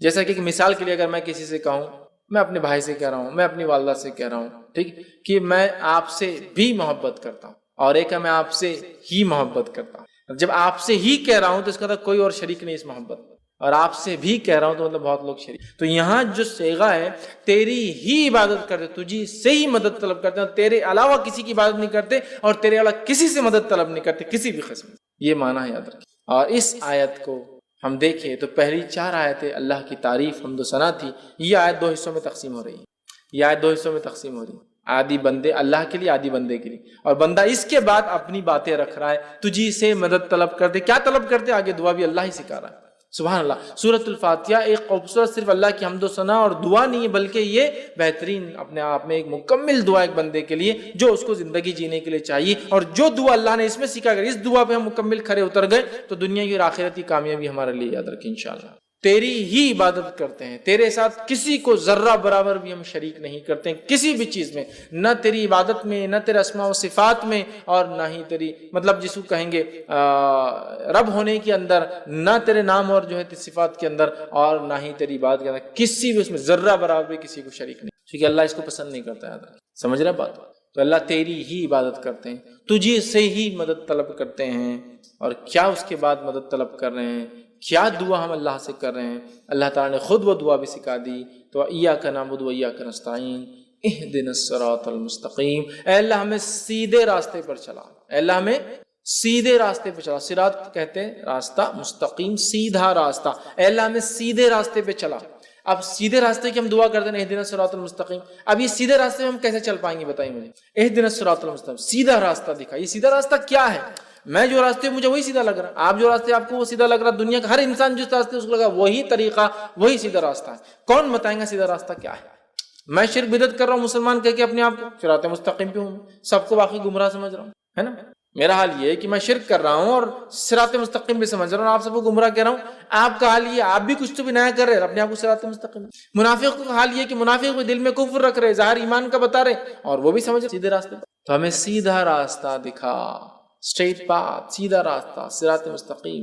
صراط مستقیم پہ ہم کیسے قائم رہیں گے؟ اس تعلق سے ایک جامع ترمذی کی بڑی بہترین جو ہے روایت ہے وہ میں آپ کے سامنے رکھتا ہوں کہ صراط مستقیم کیا ہے. جامع ترمذی کی روایت ہے، نبی اکرم صلی اللہ علیہ وسلم فرماتے ہیں اللہ تعالیٰ تمہارے لیے ایک مثال دیتا ہے، مطلب حدیث قدسی یہ بھی. پھر آپ نے فرمایا مثال ایک سیدھے راستے کی، صراط مستقیم مثال ایک سیدھے راستے کی ہے، سیدھا راستہ ہے، اور اس راستے کے دونوں جانب دیواریں کھڑی ہوئی. کیا ہے؟ والز، دیواریں. ان دیواروں کے اندر دروازے ہیں، ان دروازوں پر پردے لگے ہوئے. دیواروں میں دروازے ہیں، دروازوں پر پردے لگے ہوئے. اور ایک انسان، ایک آواز دینے والا سامنے، جو راستے کے سامنے ایک دروازہ ہے، مطلب راستہ جہاں جا رہا وہاں ایک دروازہ ہے، اس کے سامنے راستے پہ نیچے کھڑے کا آواز دیتا ہے لوگوں میری طرف آؤ، اے لوگوں میری طرف. اور دوسرا ایک کھڑا ہوا ہے جو آواز دینے والا، وہ اوپر کھڑا ہے، مطلب دروازے کے اندر ایک کھڑا ہے، ایک اوپر کھڑا ہے. جب کوئی انسان اس سیدھے راستے پہ چلتے چلتے وہ پردہ ہٹانے کی کوشش کرتا ہے، وہ جو دروازوں پہ پردے ہیں نا ہٹانے کی کوشش کرتا ہے، اوپر والا آواز دیتا ہے اے بندے اس طرف مت جانا ورنہ تو اس سے گزر جائیں گا، اے شخص تجھ پہ ہلاکت ہو، اس پردے کو مت ہٹانا ورنہ تو اس سے گزر جائیں گا. پھر آپ نے فرمایا یہ سیدھا راستہ صراط مستقیم ہے، یہ اسٹریٹ جو راستے کی بات صراط مستقیم ہے. اس کے دونوں جانب جو دو دیواریں اللہ کی حدود ہے، لمیٹیشنز ہے، اس کے باہر بھی نہیں، اس کے باہر بھی نہیں، اس کے بیچ میں چلنا ہے، ود ان دس باؤنڈریز، یہ لمیٹیشنز ہے. اس میں جو دروازے بنے ہوئے تھے یہ اللہ کی حرام کردہ چیز ہے، اس پہ جو پردے لگے تھے تم کو بتا دیا گیا کہ یہ حرام ہے، بتا دیا گیا حرام ہے، جانا نہیں. بیچ میں جو آواز دینے والا کہتا ہے لوگوں میری طرف آؤ، میری طرف آؤ، تم صراط مستقیم پہ رہو گے، وہ قرآن ہے. کہتا ہے لوگوں میری طرف آؤ، تم صراط مستقیم پہ، وہ قرآن ہے. اور اوپر جو آواز دینے والا ہے، جب وہ آدمی پردہ ہٹانے کی کوشش کرتا ہے، حرام چیز کی طرف جانے کی کوشش کرتا ہے، تو آپ نے فرمایا وہ جو اوپر والا آواز جو دیتا ہے ایک مومن کا سچا دل ہے جو سب سے پہلے حرام چیز پر اس کے خلاف گواہی دیتا ہے، ارے مت کرو غلط ہے. مومن کا سچا دل ہے جو سب سے پہلے خود بولتا ہے ارے مت کرو وہ غلط ہے. تو صراط مستقیم پہ ہم کیسے قائم رہیں گے؟ امت مسلمہ صراط مستقیم پہ کیسے قائم رہیں گی؟ قرآن کے ذریعے میرے بھائی. اب قرآن کو چھوڑ کے باقی سب طریقوں پہ انسان چلیں گا تو کیا صراط مستقیم پہ قائم رہیں گا؟ نہیں. اس لیے کہ صراط مستقیم ایک سیدھا راستہ ہے، لیکن اس راستے میں بہت سارے شارٹ کٹس بھی کھلتے ہیں، لیکن سارے شارٹ کٹ جہنم میں جاتے ہیں. ابن ماجہ کی روایت ہے، نبی اکرم صلی اللہ علیہ وسلم ایک صحابی کا انتقال ہوا، تشریف فرماتے خبر کھودی جا رہی تھی، آپ نے ایک ٹہنی جھاڑ کے ہاتھ میں لی اور وہ مٹی میں خبر کی ایک سیدھی لکیر ماری اور اس پہ دائیں بائیں جانب اور لکیریں ماری اور کہا یہ بیچ کا راستہ صراط مستقیم، یہ میرا راستہ ہے، یہ بیچ کا راستہ صراط مستقیم ہے، یہ میرا راستہ ہے. اور اس میں جو دائیں اور بائیں جانب لکیریں جا رہی ہے یہ صراط مستقیم پر شیطان بیٹھے ہوئے ہیں جو لوگوں کو گمراہی کی طرف بلاتے ہیں. تو صراط مستقیم پر شیطان بیٹھا ہوا ہوتا ہے. بہت سارے لوگ بولتے ہیں مسلمان اگر ایک ہے، قرآن ایک ہے، کتاب ایک ہے، کلمہ ایک ہے، نبی ایک ہے، سب چیز ایک ہے، تو پھر ان میں اختلاف کیوں؟ ان میں اختلاف. تو یاد رکھیے شیطان ان کے ہی پیچھے ہے جو صراط مستقیم پر ہے نا. शैतान उन्हीं के पीछे जो सिरात मुस्तकीम है उन्हीं को तो बहकाएगा और भटकाएगा, बाकी लोगों को तो पहले गुमराह कर चुका और इत्मीनान के साथ आराम कर रहा है। समझ रहे बात? तो इख्तिलाफ तो हम में ही होगा ना, क्यों? इसलिए हम सिरात मुस्तकीम पे और शैतान ये नहीं चाहता है। समझा? तो सीधी जो सिरात मुस्तकीम है ना, स्ट्रेट पाथ, ये रास्ता ऐसा नहीं है कि बिल्कुल आप इस पे एक बार आ गए तो जिंदगी भर इहदिना सिरातल मुस्तकीम, ऐ अल्लाह हम सीधे रास्ते चला। तो कोई एक आदमी जब इस्लाम कबूल कर लिया अपने आप से सवाल कर सकता क्या मैं सीधे रास्ते पे नहीं हूँ? फिर क्यों मुझे दुआ करने लगाया जा रहा है रोज, इहदिना सिरातल मुस्तकीम, इहदिना सिरातल मुस्तकीम, इहदिना सिरातल मुस्तकीम? क्यों दुआ करने लगाया जा रहा है? इसलिए कि सिरात मुस्तकीम पे आने के बाद ही भटकना सबसे असल काम है शैतान का, सिरात मुस्तकीम पर आने वालों को ही भटकाना। बाकी को तो लगा चुका, बाकी को जहन्नुम के रास्ते लगा चुका, मुनाफिक जहन्नुम के रास्ते लग चुके, काफिर जहन्नुम के रास्ते लग चुके, मुशरिक जहन्नुम के रास्ते लग चुके। ईमान की तरफ आएंगे तभी पीछे पकड़ेगा हो कि अब इसको मैं भटकाऊं।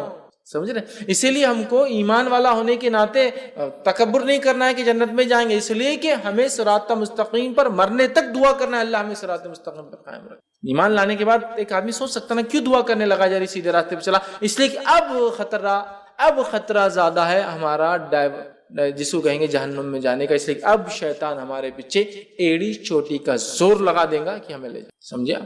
और जहां वो शिरक नहीं करा सकेंगे तो छोटे छोटे गुनाह करा के खुश रहेंगे। नबी अकरम सल्लल्लाहु अलैहि वसल्लम ने फरमाया कि अब इस इलाके में, अरब के इलाके में शैतान मायूस हो चुका है कि उसकी कभी इबादत होगी, अब मायूस हो गया, अब नहीं होती, लेकिन वो तुमसे छोटे छोटे गुनाह करवाएगा जिनको तुम मामूली समझ के करोगे और वो इसमें खुश हो जाए, सेटिस्फाइड हो जाए। तो जहां अब शिरक नहीं हो सकता वहां सगायर करके सेटिस्फाइड है वो, जहां वो शिरक करवा सकता तो पहले ये अटैक करता है। इसलिए हमको हर रोज सिखाया जा रहा है इहदिना सिरातल मुस्तकीम, इहदिना, अल्लाह में सीधे रास्ते पे चला, सीधे रास्ते। क्यों? कि सिरात मुस्तकीम से भटकाने के लिए शयातीन बैठे। इहदिना सिरातल, अल्लाह में सीधे रास्ते चला। सिरातल लज़ीना अनअमता अलैहिम, उस रास्ते पर चला जिन पर तेरा इनाम हुआ, जिन पर तेरा इनाम हुआ। याद रखिए, जिन पे तेरा इनाम हुआ, तेरी नेमतें तूने बरसाई, जो तेरे पसंदीदा बंदे थे, इनाम उन पे होंगे ना अल्लाह के जो पसंदीदा बंदे थे। तो यही दिन सीधे रास्ते पे चला। और किसके रास्ते पे चला? मतलब इससे पहले कौन थे जो सीधे रास्ते पे चले? वो इनाम वाले लोग। यही दिन सीधे रास्ते पे चला, उनके रास्ते पे चला जिन पे तेरा इनाम उन पे हुआ जो सीधे रास्ते पे चले थे। वो कौन थे? मिनन नबीयीन, वो अंबिया थे, वो सिद्दीकीन और सच्चे लोग थे, वो शुहदा और शहीद थे, वो सालिहीन और नेकोकार थे, वो हसुन उलाइका रफीका, जो कुरान की आयत का ही हिस्सा याद है ना। एक लंबा वाक़या इसके पीछे बहरहाल, लेकिन इनाम वाले लोग कौन है ये आयत के अंदर बता दिया गया। वमन युतिल्लाह व रसूलहु फउलाइका मअल लज़ीना अनअमल्लाहु मिनन नबिय्यीन व सिद्दीकीन व शुहदाई व सालिहीन व हसुन उलाइका रफीका, कि जो अल्लाह उसके रसूल की इताअत करेंगे तो वो होंगे रोज़े क़यामत उनके साथ, मिनन नबिय्यीन अंबियाओं के साथ, व सिद्दीकीन सच्चों के साथ, व शुहदा शहीदों के साथ, व सालिहीन और नेकोकारों के साथ, व हसुन उलाइका रफीका। और क्या ही बेहतरीन साथी। समझिए आप, इनाम किस पर हो? 4 लोगों पर।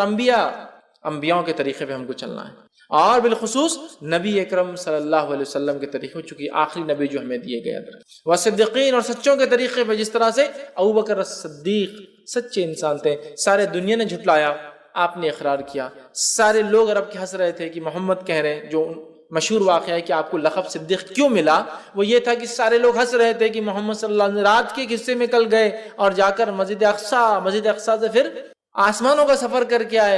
देखो मोहम्मद नौज़बिल्लाह मोहम्मद सल्लल्लाहु अलैहि वसल्लम तुम्हारा साथी, किसी ने अबू बकर सिद्दीक से कहा तुम्हारा साथी जो है नौज़बिल्लाह पागल हो चुका है कि वो ये कह रहा है कि रात के हिस्से में मस्जिद अक़सा जो कि 1 महीने का सफर, उसके बाद आसमानों का सफर करके आया है। अबू बकर सिद्दीक रज़ी अल्लाह अन्हु ने कहा क्या मोहम्मद सल्लल्लाहु अलैहि वसल्लम ये बात कह रहे? तो कहा फिर मैं उसको मानता हूँ, वो जाकर आए। सिद्दीक सच्चा मतलब तस्दीक करने वाला, सच को मानने वाला। तो सिद्दीकीन जैसा अबू बकर सिद्दीक और दीगर सच्चे लोग थे, वह शुहदा और शहीद, जिस तरह से उमर इब्न खत्ताब रज़ी अल्लाह अन्हु, जिस तरह से उस्मान इब्न अफ़्फ़ान रज़ी अल्लाह, जिस तरह से अली बिन अबी तालिब रज़ी अल्लाह, जिस तरह से हमज़ा बिन अब्दुल मुत्तलिब रज़ी अल्लाह, और जिस तरह से एक लंबी फहरिस्त है शुहदा की, और वो सालिहीन और जो नेक लोग हैं, अल्लाह के नेक बंदे हैं।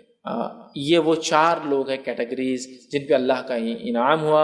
ये सब ईमान के बाद वाली चीज़ है। ईमान लाए वो सारे तकाज़ों को पूरा करने वाले, लेकिन ईमान की बुलंदियों को छूने वाले, जिसमें अंबिया जिनके दर्जे तक सारी इंसानियत भी मिल जाए तो एक नबी के ईमान के बराबर ये दर्जे तक नहीं पहुँच सकती, वो थे। और उसके बाद उनके रास्ते पर हमें चलना है, बिलखुसूस नबी अकरम सल्लल्लाहु अलैहि वसल्लम के तरीके पर। और फिर वो सिद्दीकीन, वो सच्चे लोग जो तस्दीक करते थे हक़ की हर दौर और ज़माने में। आज भी उस ज़माने से हम गुजर रहे हैं जिस ज़माने में इस्लाम का इनकार करना, हक़ का इनकार انکار کرنا معمولی بات سمجھی جا رہی ہے. یاد رکھیں اس دور میں تصدیق کرنا کہ میں ایمان لاتا ہوں اس چیز پر، منہ ان جیسا کہا گیا، یہ ایک سچے انسان کی، مومن کی آج پہچان ہے. وہ شہداء وقت پڑھنے پر اپنا جان مال تو انسان لگاتا ہے، جان بھی اللہ کے راہ میں لگا دے. وہ صالحین اور نیکیوں پہ اڑا رہے، اس لیے کہ آج نیکی کرنا بہت مشکل کام ہے. وحسن اولئک رفیقا، اور اللہ نے کہا کیا ہی بہترین ساتھی ہے، جو اللہ رسول کی اطاعت کرے گا تو ہوں گا 4 لوگوں کے ساتھ، اور یہ بہترین ساتھی ہے. تو یہ انعام والے لوگ ہیں. تو اللہ چلا ہمیں سیدھے راستے پر. کن کے راستے پر؟ جو اس راستے پہ چل چکے ہیں پہلے. وہ کون ہے؟ وہ 4 لوگ جن پہ تیرا انعام ہوا. وہ 4 لوگ یہ ہے، ٹھیک ہے. صراط الذین انعمت علیہم غیر المغضوب، اور مت چلا ان راستے پر، ان لوگوں کے راستے پر جن پر تیرا غضب ہوا. اس سے مراد یہود، اس سے مراد یہود، اس لیے کہ وہ ایمان والے تھے ہم سے پہلے، لیکن ایمان والے ہونے کے باوجود انہوں نے کفر کو اور شرک کو پسند کیا، انبیاء کی نافرمانی کو پسند کیا، اللہ کے جس کو شعار علامت انبیاء کو قتل کرنا پسند کیا، جو رب چاہتا تھا اس کی خلاف ورزی کرنے کو پسند کیا. ہفتے کو مت شکار کرو، کرنا ہے، پسند کیا. سمجھ رہے آپ؟ نافرمانیوں کو پسند کیا، اطاعت کو چھوڑ دیا. یہود، ان پر اللہ کا غضب ہوا، اور یہود کی خصوصیت رہی جو ان سے کہا گیا وہ پیچھے رہے اس کے. اور اللہ رب العزت ان سے وعدہ کر چکا قیامت تک یہودیوں کو اللہ تعالیٰ آزماتا رہے گا زبردست عذاب سے. ہر صدی میں ان پہ عذاب آتا ہے المالک، ہر دور میں ان پر ایک صدی میں عذاب آتا ہے، زبردست اللہ عذاب لاتا ہے چونکہ ان کی سرکشیاں اتنی زیادہ ہیں. تو کہا غیر المغضوب، چلا انعام والی راہ پر، مت چلا ان لوگوں کے طریقے پر جن پر تیرا غضب ہوا. یہاں مراد یہود ہے. ولا الضالین، اور ان کے طریقے پہ مت چلا جو تیرے راہ سے بھٹک گئے. یہاں مراد نصارہ، اس لیے کہ ایک یہودیوں کو دیے گئے انبیاء انہوں نے قتل کیا انبیاء کو بے حرمتی، اور ایک دیے گئے نبی نصارہ کو انہوں نے خدا بنا دیا. مطلب دونوں ہی الگ الگ ڈائریکشن میں بھاگے، ایک حد سے پیچھے رہ گیا تو ایک حد سے آگے بھاگ گیا. جو ان کی رائٹس تھے، جو ان کا حق تھا، وہ چھوڑ کر ایک نے اتنا دیا کہ بولے یہ تو اللہ ہی ہے نبی کو، اور ایک نے کیا کیا؟ نبیوں کو قتل کیا جا رہا ہے دھڑلے سے. یہ نبی نے برابر فتویٰ نہیں، قتل کر دو. ایک بات اپنے دل سے خلاف کی، قتل کرا دو، مار دو. سمجھ رہا بات؟ تو بہرحال یہود نے انبیاء کو قتل کیا، معمولی سمجھا، اور نصارہ نے جو نبی ان کو دیے گئے عیسیٰ علیہ السلام خدا بنا دیا لے جا کر. گاڈ یا ون ود گاڈ، جو بھی بولیے، خدا یا خدا کے ساتھ ایک بنا دیا. ہم نے دونوں سے پناہ مانگی کہ مغضوب والے راستے بھی نہیں چلنا ہے اور ضالین والے. تو ہم کو ایک طرح سے اللہ رب العزت نے ایک گائیڈ لائنز دے دیا، سب سے منیمم دعا بتا دی کیا ہے کہ ہمیں کیا کرنا ہے. سیدھے راستے پر چلنا ہے، انعام والوں کے طریقے پہ چلنا ہے، اور 2 لوگوں کے طریقے سے بچنا ہے. اگر اتنا ہم سمجھ لیں، اس لیے میں نے کہا دنیا اور آخرت کی کامیابی اس دعا کے اندر شامل ہے کہ ہم نے سمجھ لیا کہ ہمیں کیا کرنا ہے، سیدھے راستے پہ چلنا ہے. قرآن جو بتاتا ہے ہمیں ان لوگوں کے راستے پہ چلنا جن پر انعام ہو، انبیاء کے طریقے، بالخصوص محمد صلی اللہ علیہ وسلم کے طریقے پہ، اور اس کا صدیقین، شہداء، صالحین کے طریقے پہ چلنا ہے. یہ کر لیے تو دنیا کی کامیابی، آخرت کی کامیابی ہو گئی. اور 2 لوگوں کے راستے سے بچنا ہے، مطلب انہوں نے جو شر یا سرکشی یا برائی یا جو کام کیا وہ ہم کو نہیں کرنا ہے. بس اگر یہ نہیں کہ تو ہم خود بخود ان کے راستے پہ ہو جاتے ہیں. مطلب ایمان لانے کے بعد صراط مستقیم پہ اگر ہم ہیں اور اس کے بعد انعام والے لوگوں کے طریقے پہ چل رہے ہیں تو 2 چیزوں سے بچنا ہے ہم کو. وہ کیا ہے؟ جس طرح سے یہود نے کام کیا جن پہ اللہ کا غضب ہوا، اور ضالین نے کیا. اگر یہ کر لیتے ہیں انشاءاللہ عزیز تو ہم ان دونوں سے بچ گئے، اور یہ لوگوں کے طریقے پہ چل گئے تو دنیا بھی کامیاب، آخرت بھی. ابھی انعام والوں کی راہ کیا ہے اور کیسی ہے؟ یہ صراط مستقیم کیا ہے؟ قرآن اب شروع ہو رہا ہے اس کے بعد، ہے نا، سورہ فاتحہ کے بعد الف لام میم ذالک الکتاب شروع ہو رہا ہے کہ یہ ہے وہ صراط مستقیم جو اس حدیث کے اندر جامع ترمذی کی آگئی قرآن جو بلاتا ہے لوگوں میری طرف آؤ. صراط مستقیم، یہ صراط مستقیم پہ قائم رہنے کا ایک ہی ذریعہ قرآن، دوسرا کوئی ذریعہ نہیں، کوئی کتاب نہیں، کوئی چیز نہیں. قرآن، اے لوگوں میری طرف آؤ، اے لوگوں میری طرف آؤ. اور وہ صراط مستقیم یاد رکھ، وہی سیدھا راستہ ہے. تو ہمیں قرآن کو تھامنا ہے. اگر اہدنا الصراط المستقیم ہم دعا کرتے ہیں تو صراط الذین انعمت علیہم، انعام والوں کی راہ. کیا انعام والوں کی راہ؟ کیا کیا انہوں نے؟ قرآن اٹھا لیجیے، سورہ بقرہ چالو ہو گیا، موسیٰ علیہ السلام کا واقعہ چالو ہو گیا. کیا حرکتیں کی موسیٰ علیہ السلام کے ساتھ لوگوں نے. ہمیں وہ حرکتیں اپنے انبیاء، اپنے نبی کے ساتھ، اور خاص طور سے محمد صلی اللہ علیہ وسلم کے ساتھ نہیں کرنا چاہیے. چونکہ ہم آخری امت ہے، لہٰذا اب دوسرے نبی کا تذکرہ اب ہمارے لیے وہ لائق اتباع نہیں ہے. محمد صلی اللہ علیہ وسلم طریقے پہ چلنا ہے. ہم نے کوئی بھی کام اس کے خلاف نہیں کرنا جس طرح سے وہ لوگوں نے اپنے انبیاء کو تھا. ہمیں وہ کوئی حرکت، وہ کوئی کام، وہ کوئی خصلت، وہ کوئی کیریکٹر اپنے اندر نہیں پیدا کرنا ہے جو یہود کے اندر تھا، جس کے سے اللہ کا غضب ہوا ان پر. کوئی بھی چیز نہیں کرنا جو انہوں نے کیا، کسی بھی شکل میں انہوں نے کیا، ہمیں نہیں کرنا ہے.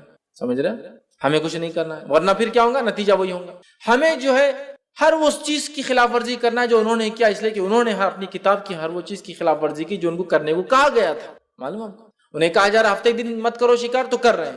ہمیں ان کی مخالفت کرنا ہے۔ نبی اکرم صلی اللہ علیہ وسلم ساری زندگی یہودیوں کی مخالفت کی، حتیٰ کہ جب آپ مدینہ پہنچے، مدینہ پہنچنے کے بعد پوچھا کہ یہودی روزہ رکھتے ہیں 10 محرم کو، کیوں؟ تو کہا عید کا دن ہے، موسیٰ علیہ السلام کو اللہ نے آزادی دی تھی، فرعون کو غرق کیا تھا، بنی اسرائیل کے لیے خوشی کا دن ہے، انڈیپینڈنس ڈے تھا ان کا، خوشی کا دن۔ تو نبی اکرم صلی اللہ علیہ وسلم نے کہا موسیٰ علیہ السلام پر ہمارا حق زیادہ ہے ان لوگوں سے، ہم بھی روزہ رکھیں۔ آپ نے اعلان کیا، یہود خوش ہو گئے کہ محمد صلی اللہ علیہ وسلم بھی روزہ رکھ رہے ہیں، مطلب مشرکین مکہ پر اور دیگر لوگوں پر، عربوں پر ایک دھاک جمیں گی کہ محمد وہ کر رہے ہیں جو ہم لوگ کرتے ہیں پہلے سے۔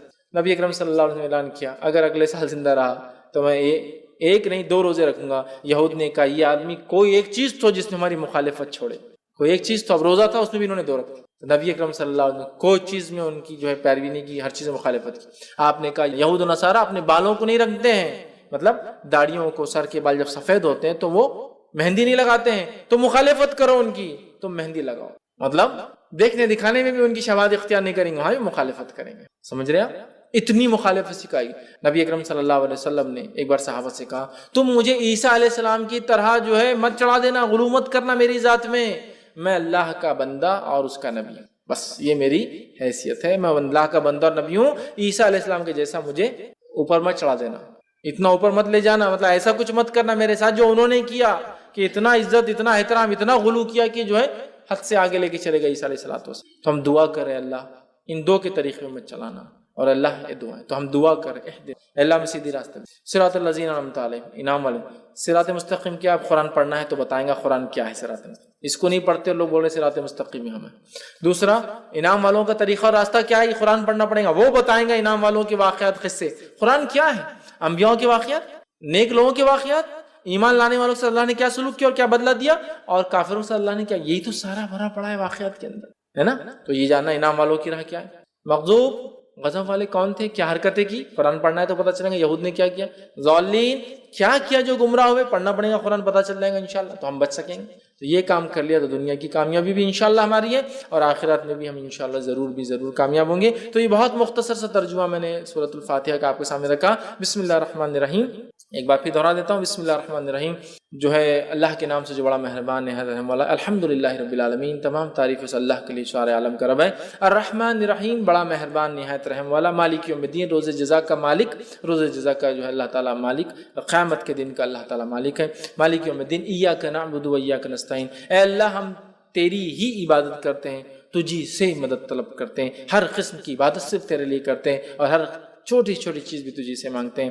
اہدنا الصراط المستقیم، چلا ہم کو سیدھے راستے پر، چلا ہم کو حق کے راستے پر، اہدنا الصراط المستقیم صراط الذین انعمت علیہم، ان لوگوں کے طریقے پر جن پر تیرا انعام، فضل اور کرم ہوا، غیر المغضوب علیہم، ان لوگوں کے طریقے میں مت چلانا جن پر تیرا غضب ہوا، ولا الضالین، اور جو تیری راہ سے بھٹک گئے۔ اور اس کے بعد ہم دیکھتے ہیں آمین جو ہے صحابہ وغیرہ کہا کرتے تھے، آمین کا مطلب ہوتا ہے اے اللہ اس چیز کو قبول کر مانگ رہے ہیں، آمین کا معنی ہوتا ہے اللہ اس کو ایکسیپٹ کر، قبول کر ہم سے، آمین۔